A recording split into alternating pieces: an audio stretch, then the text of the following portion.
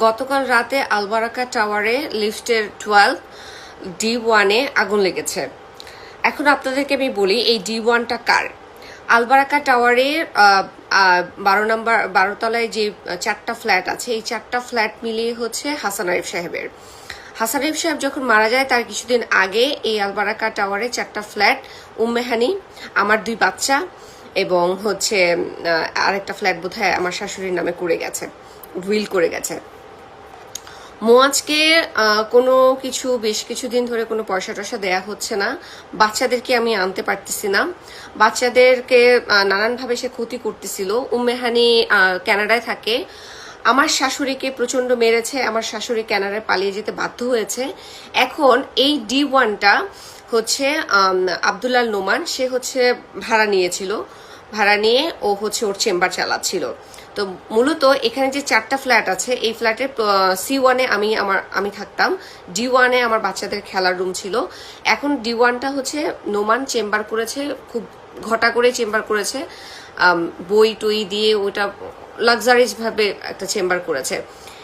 সেই চেম্বারটাতে মোয়াজ ইচ্ছে করে, আমি এটা আশঙ্কা করছি, মোয়াজ ইচ্ছে করে আগুন ধরিয়ে দিয়েছে। বাচ্চারা সারা রাত রাস্তায় ছিল, এখন কি অবস্থায় আছে আমি জানি না।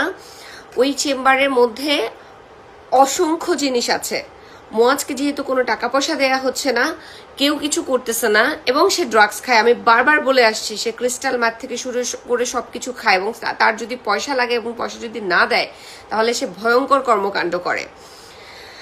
আমার একটা ন্যানি ছিল, সেই নানিটাকে বিয়ে করেছে, ওই নানিটা প্রেগনেন্ট, সেই বর্তমান যে স্ত্রী সে প্রেগনেন্ট, তাকে 6 মাসের অন্তঃসত্ত্বা অবস্থা তাকে বাড়ি থেকে বের করে দিয়েছে। তার বাচ্চা ডেলিভারি হয়েছে, মেয়েটা টাঙ্গাইলে আছে। এখন 2জন মানুষ ওখানে মারা গেছে, একটা হচ্ছে নোমানের বন্ধু যে হচ্ছে লয়ার, আরেকজন হচ্ছে স্টাফ। ওই ছেলেটার বাড়ি হচ্ছে বগুড়াতে, ওই ছেলেটা মারা গেছে। এই ভয়ঙ্কর অপরাধটা করেছে, এবং আমার বাচ্চারা এই মুহূর্তে কেমন আছে, কোথায় আছে, কি পরিস্থিতিতে আছে আমি জানি না।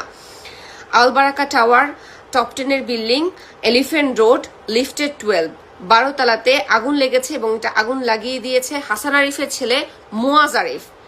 আমার বাচ্চারা ওখানে কি অবস্থায় আছে আমি জানি না। এই বিষয়টা নিয়ে আমি আইন শৃঙ্খলা বাহিনীর দৃষ্টি আকর্ষণ করছি, প্লিজ আপনারা এখন অন্তত দৃষ্টি আকর্ষণ করুন। হাসান আরিফ মরে ভূত হয়ে গেছে, তার পুরো ফ্যামিলি দেশের বাইরে চলে গেছে। মোয়াজ হচ্ছে অ্যাডিক্টেড, তার দ্বারা অনেক ক্ষতি সম্ভব। সে 20 মাস রিহাবে ছিল, সে একটা নর্মাল মানুষ না। আপনারা এই বিষয়টা এখন অন্তত দৃষ্টি আকর্ষণ করুন। আমি বুঝতেছি না কিসের পাওয়ার, কিসের কারণে, কি কারণে হচ্ছে কোর্ট অর্ডার থাকা অবস্থাতে তার মা মামলা করছে, তার বোন মামলা করছে, তার বাবা মামলা করছে, এরপরেও কেন মোয়াজের এগেনস্টে কোনো স্টেপ আপনারা নিচ্ছেন না? বাচ্চা 2টা ওখানে, একটা বাচ্চার বয়স হচ্ছে 2021 সালে একটা বাচ্চা হয়েছে, 2019 সালে একটা বাচ্চা হয়েছে, 2টা মেয়ে বাচ্চা। এই বাচ্চাদের কথা অন্তত চিন্তা করেন। আমি সাংবাদিক ভাই বোনদের দৃষ্টি আকর্ষণ করবো, আপনারা প্লিজ আলবারাকা টাওয়ারে যান, যে হচ্ছে বিষয়টা একটু তুলে ধরেন, কি হচ্ছে না হচ্ছে একটু জানেন। আমি দেখলাম সময় টেলিভিশন একটা নিউজ করেছে, ওখানে নোমানের যে ওয়াইফ তিনি দেখলাম যে কাঁদতেছে, দৌড়াচ্ছে, বাচ্চারা গেটের বাইরে। একটা ভয়ঙ্কর দৃশ্য আমি দেখতে পারলাম। সময় টেলিভিশনকে ধন্যবাদ। অন্যান্য সাংবাদিকের দৃষ্টি আকর্ষণ করছি, প্লিজ আপনারা দ্রুত গতিতে আলবারাকা টাওয়ারে যান, এখনই যান, খোঁজ খবর নেন, কি হয়েছে জানেন। ইনভেস্টিগেশন জার্নালিস্ট যারা আছেন তাদের দৃষ্টি আকর্ষণ করছি, বিষয়টা একটু জানেন কি হয়েছে, আমার বাচ্চারা কেমন আছে, ভালো আছে কিনা। আমাকে যেতে দিচ্ছে না, আমার পরিবারকে অ্যালাউ করছে না।